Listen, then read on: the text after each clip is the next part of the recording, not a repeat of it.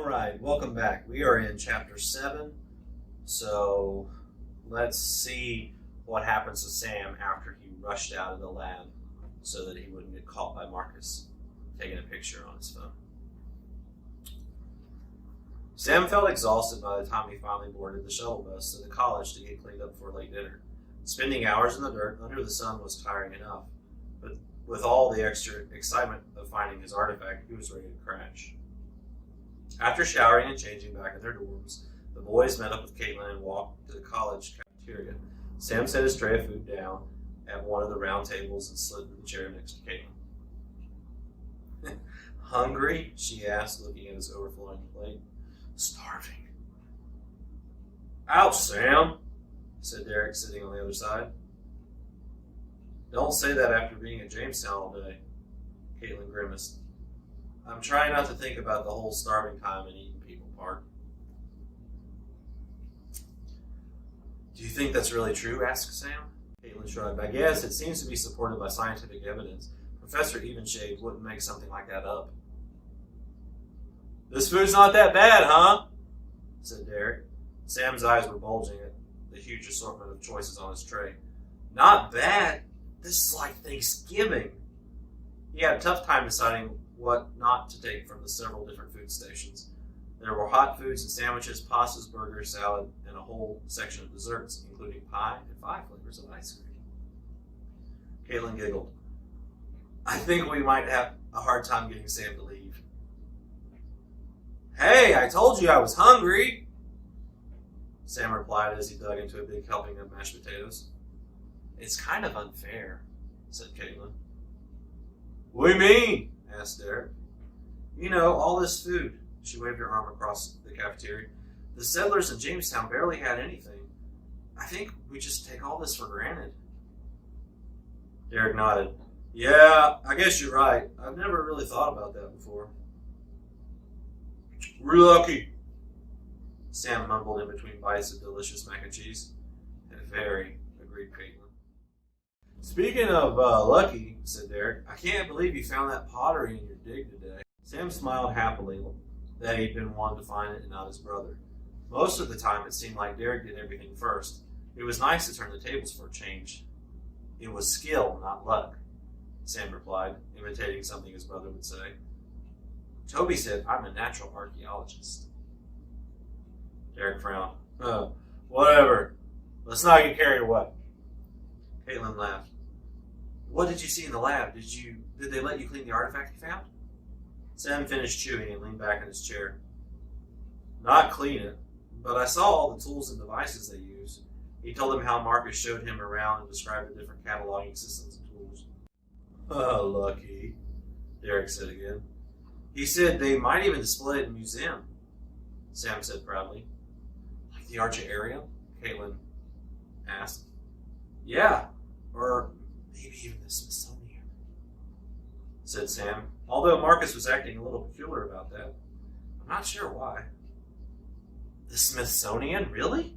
Asked Caitlin. Yeah, I'll show you the... Sam leaned forward and glanced around the table, then quieted to a whisper. The picture I took of my piece in the lab. I wasn't supposed to, but I snuck it when Marcus left the room. Hold on a minute, said Derek. You did something you weren't supposed to do? It's not a big deal, Sam frowned and reached for his phone in his pocket. But it wasn't there. Oh, well? Asked Derek. Sam patted his other pockets. There was no phone. That's weird, I had it this afternoon. Derek shook his head. Mom's gonna kill you if you've lost your new phone already. I didn't lose it, Sam replied. He tried to think. I had it in the lab. Did you drop it somewhere? Asked Caitlin. Oh, no, Sam moaned. What? Asked Caitlin. I sat it down on the counter when Marcus came back in and surprised me. I must have left it there. Derek smirked. Smooth one, Sam. Marcus probably picked it up, Caitlin said reassuringly. I'm sure he saved it for you. You can just get it tomorrow. Yeah, I guess you're right, sighed Sam. He felt foolish for misplacing his new phone so soon. Or, said Derek, we could go back tonight and get it. You were going to show us the lab anyway.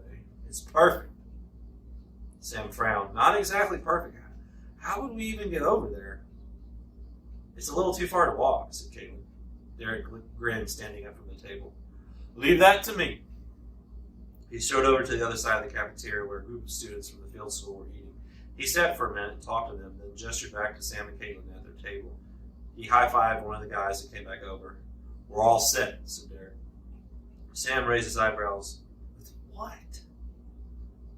What did you say to them? Asked Caitlin.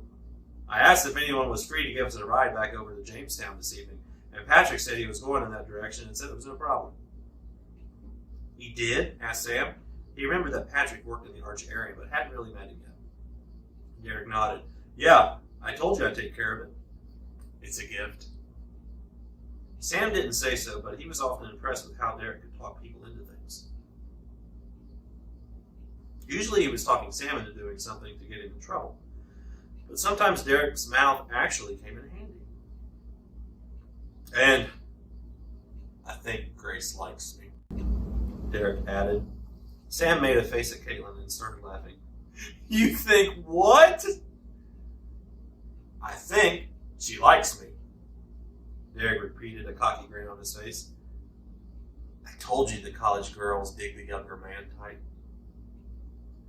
Sure they do, mocked Sam. You're only, 7 years younger than she is? 10, said Caitlin. I think she's in graduate school. Okay, laugh at me if you want to, said Derek.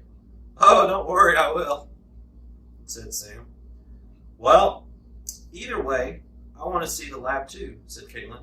I guess it would be okay to do it tonight since you do need to get your phone. Great, said Derek. Let's go. So, the plan is to go back to the lab tonight. So we will see you in chapter 8, where we find out what happens to our friends in the lab.